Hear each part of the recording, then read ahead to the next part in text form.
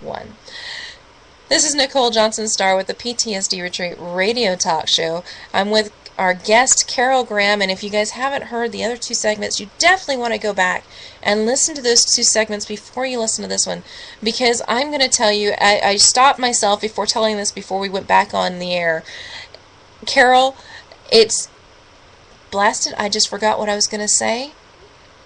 Yeah, but I think we were going to talk about our spiritual connection, that on so many levels, you and I just connected. Oh my goodness, it's like one thing after another. It's just, I keep connecting, and I just keep creating more connections, and I just remember what I was going to say. I'm going to have to drive down.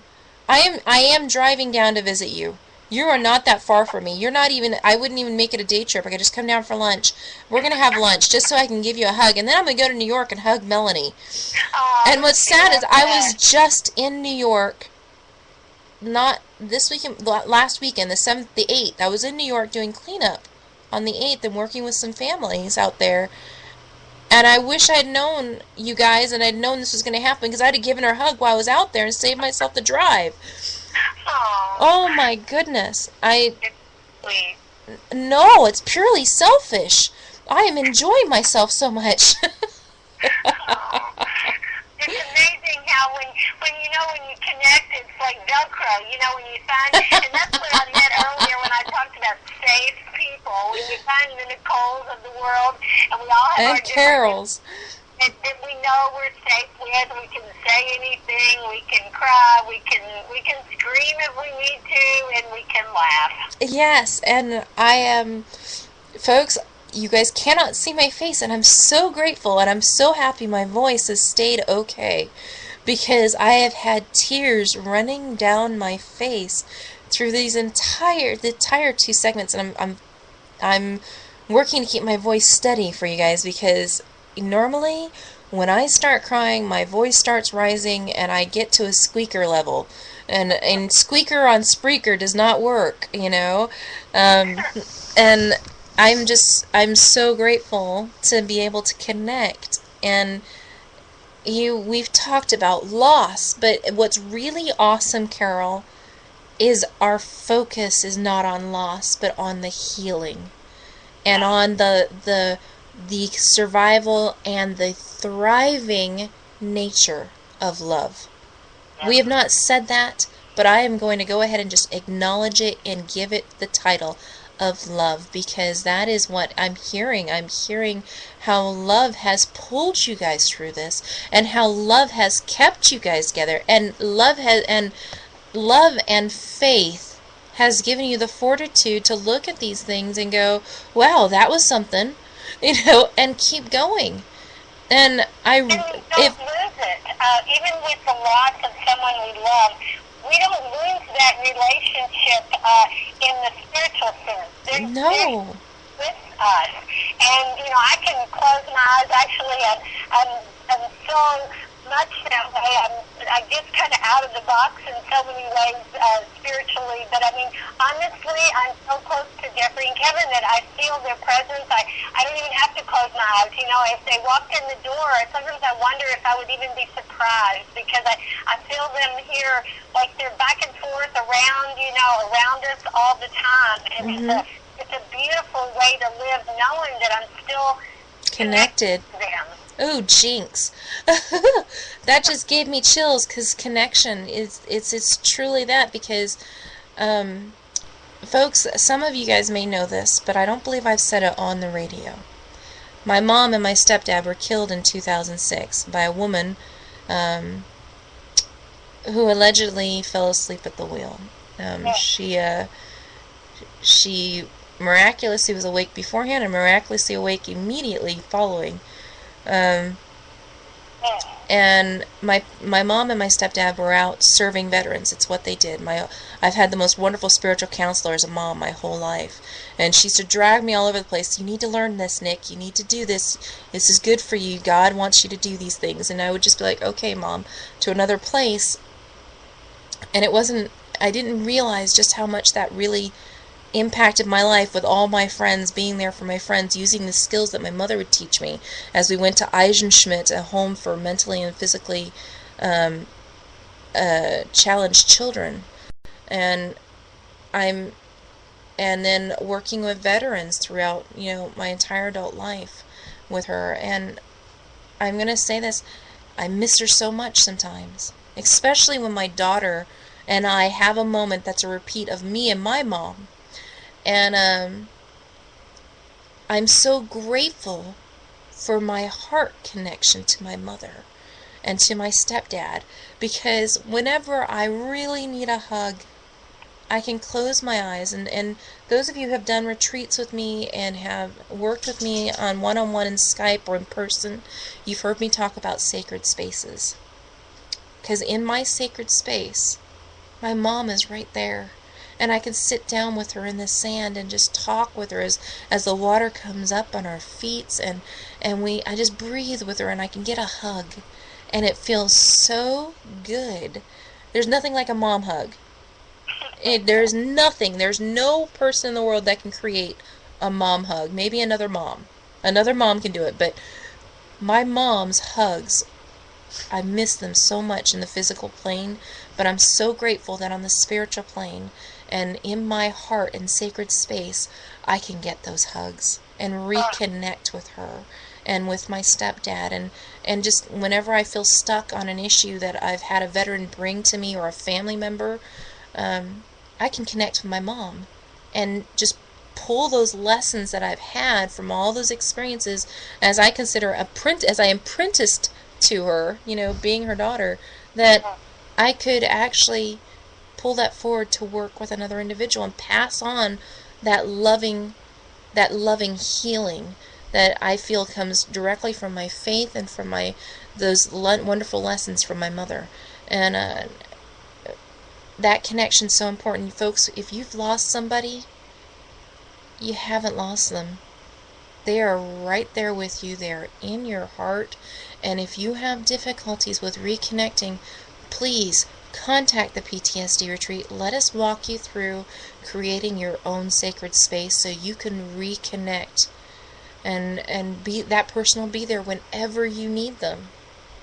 And you can. Nicole, you're hitting on something. I think, I mentioned earlier that I wanted to time travel. I wanted to figure out how to go back in time, but I have not figured it out yet, and I haven't found anybody that has. So, in your case, in our case, and probably everybody listening, there are things that we would like to rewrite in history, but the death of our loved one is a reality. But I think what you just said is what's so the only thing that really can be healing is to consciously decide that you're going to respond to your grief by weaving everything your mother taught you, her spirit, into the thread, the tapestry of your life. Oh, definitely. She's already woven here.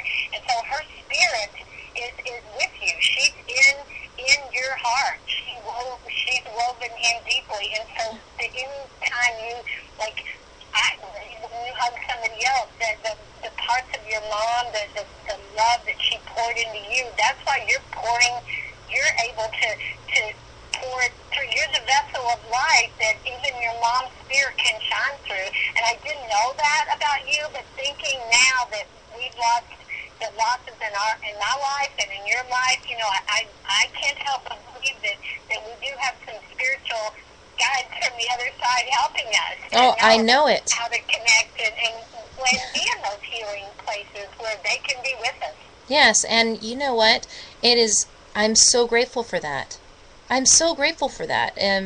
I have a wonderful friend, and she is a clinical psychologist, and she is my counselor. And I'm going to call her by her first name because I haven't asked her if it was okay to share this stuff.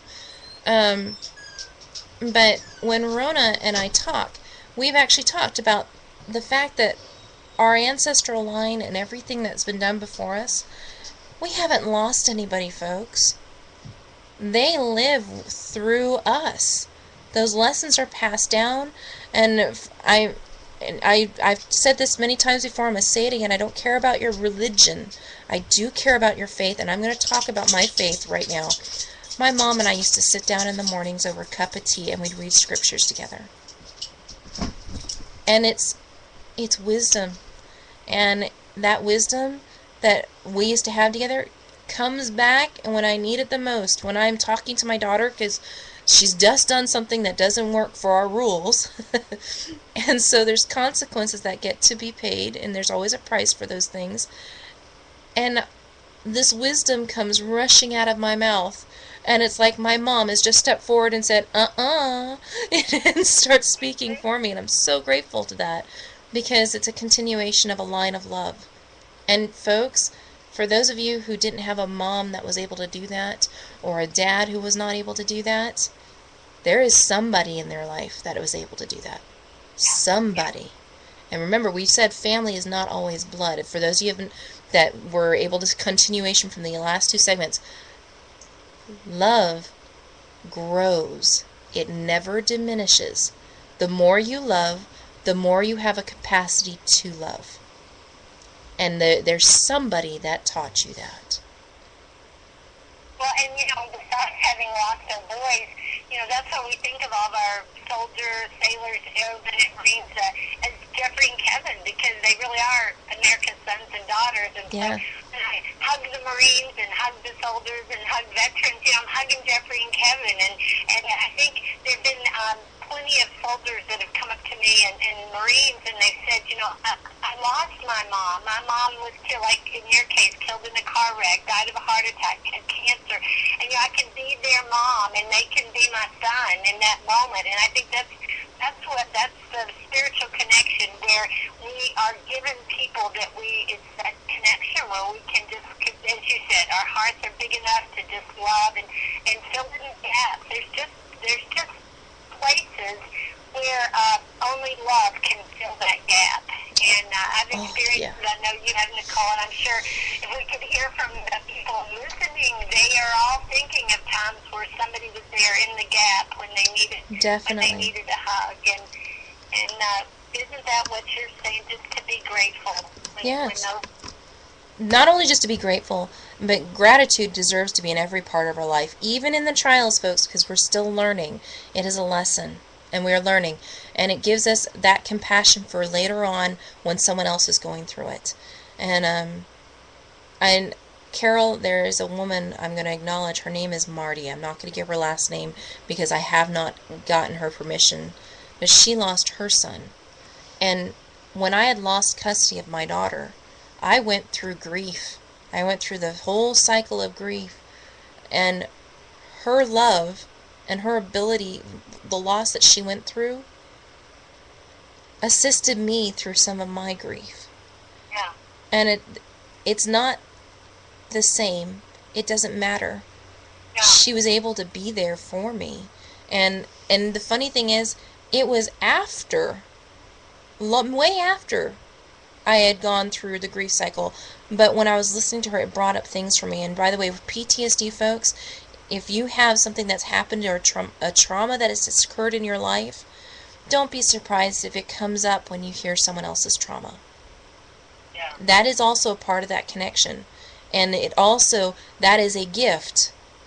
It sucks in that moment, but it is a gift because then you can actually connect to that person and be there for them just as they can connect to you.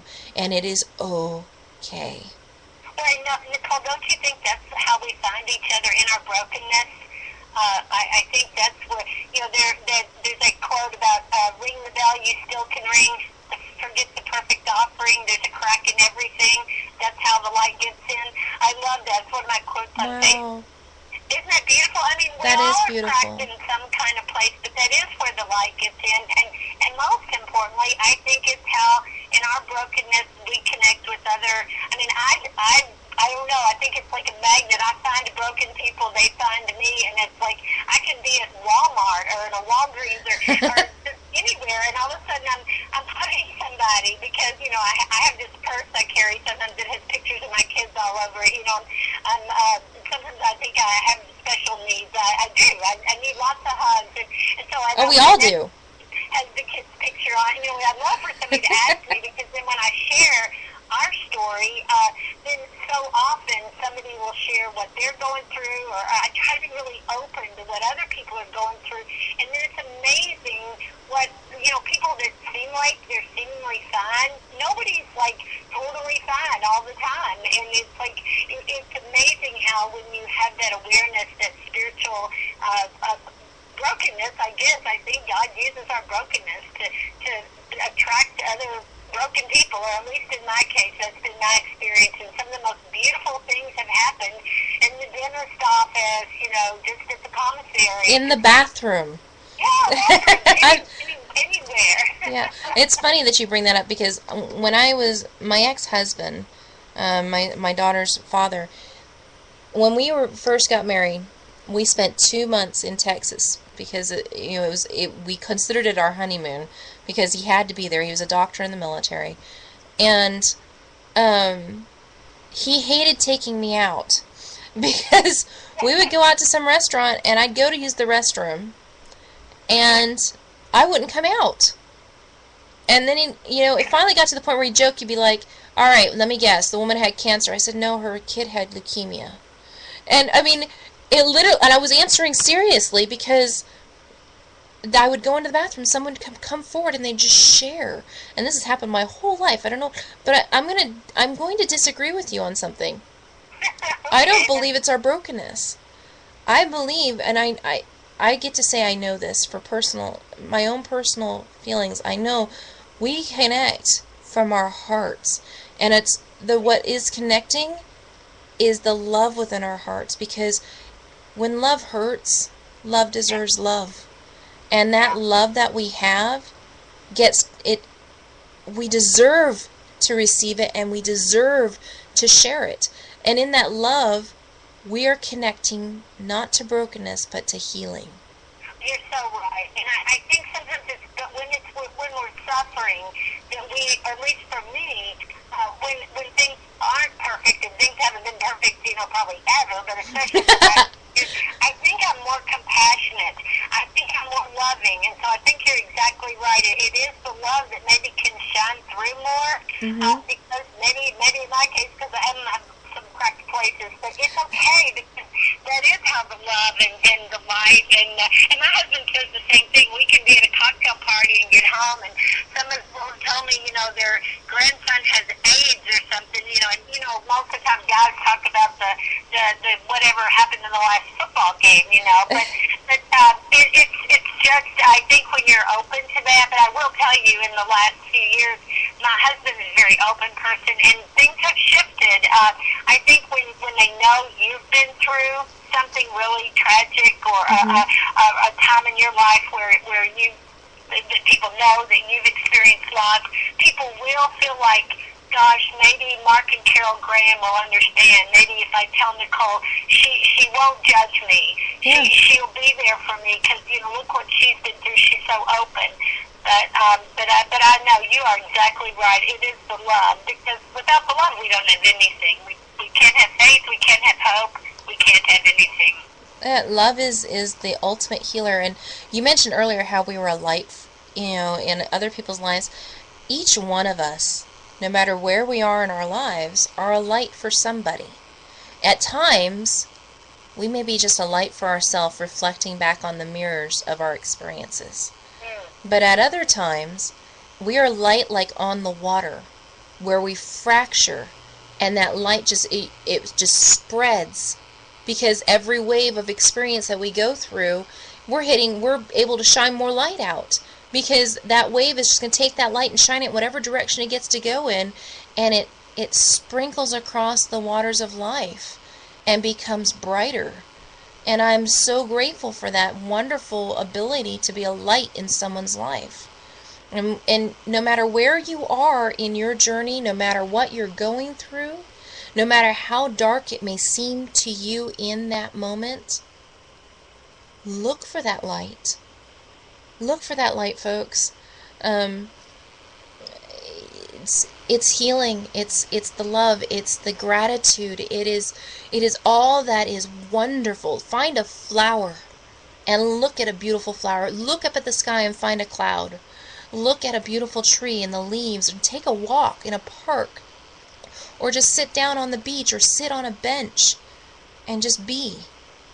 And you'll find that light that is within you. It is there, I promise. You can count on it. And if you're having difficulties finding it, that's where we go back to what Carol said. You find that safe environment and someone that's there for you. and you reconnect with them, because sometimes when we are hiding our bushel underneath our lights underneath the bushel of our experiences, someone else has a light that can shine on us. And sometimes the people are the most unlikely people. I remember once we were living in temporary quarters, and the lady came to change the towels and change the sheets. Precious lady became, this was just a year or so after the boy died, and we had moved to Texas, and so I had pictures of the kids, and I had quilts everywhere, and I could tell she didn't want to ask me. It was a little strange for somebody to, it was like an army hotel room, and I know she wanted to know, so I just started talking about the boys, and she just opened up to me about what was going with a child she had that was in prison, and so many other things that were going on, and I don't think she, and I said, sit down, I just made some of the motel-like coffee, and it was like, I prayed through her whole schedule off for the day, but she was like, for me, the wisdom that came out of that woman. I mean, she was carrying a heavy load, but she was much older than me, and the wisdom that came from her and her life experiences, to this day, the last day we lived there, I went by to see her. I finally did get into government quarters. We moved into our home, but before we left, I wanted to, as you would say, show gratitude, and I went by to see her and hug her one more time. But so often it can, the best therapy can come from the most unlikely places and often unlikely people. Oh my goodness, I have had my own maid experience. The hotel maid. She was the most beautiful woman I have ever seen. And I told her so, because it wasn't because she was this Romanesque beauty. It was because when I looked at her face, she had, life was written across her face. And she was not old. Her face just had so many character lines of all the suffering that she had been through, and it also had the laugh lines and the crinkles at the corners that said she'd had joy, but she also had the lines across the forehead that said she had been through things. But her eyes are what spoke the most. She laughed with her eyes, and she cried internally with her eyes. And when she looked at me, all of this just flashed right there, and we made a connection, and it was really funny, but she goes, it looks like you've had a rough day. And I just looked at her, and she goes, may I give you a hug? You know that woman, I didn't see her again. I don't even remember which hotel, because I've been in so many hotels speaking or traveling and going places, I don't even remember the hotel. But that woman, I will never forget her eyes, her chocolate brown eyes that were so filled. Is that quote about the eyes being the window? Yes, the window to the soul. It's exactly what you're saying. Yes. You could look and see her soul. Oh, yes, and it was a beautiful, beautiful soul. And, if someone were just to pass by her, they would go, whatever. But the moment I made eye contact, I was blessed. Yeah. It comes from the unlikely spot. And that was before she even said anything. So, I mean, wisdom and compassion and love and connection, it doesn't matter. You could, where you are, what you're doing, it can happen. If it's meant to be, it's going to happen. Nothing happens for an accident. There is a reason that Carol and I met last week on radio. There is a reason we had audio problems where I got to speak with her. And it was great to talk off the radio show. It was like you called me late at night, and then I called you early the next morning so we could connect. It was like, again, it was the magnetic, it was probably our souls just that wanted to have some private time just to us. I mean, now we're having our private time listening, I wish we could listen to what other people are thinking, but how precious that you would have me on this radio talk show. I'm just grateful. And you know what? We've come to that time again where we get to go to a break. Carol, I'm going to ask this, would you be open to actually doing this again? I would. You're just such a dream to speak with, and of course I would. Oh, okay, so folks, She said it on the air. She's willing to come back. So we're going to go ahead and cut this off and say thank you so much for listening to the PTSD Retreat Radio Talk Show. Have a great day. Oh, Carol. My computer just did something. What? You're so precious. Oh no! My computer just started something! What happened? Oh, phew. I thought my computer was shutting down, and it wasn't, folks. You're still there. Thank you.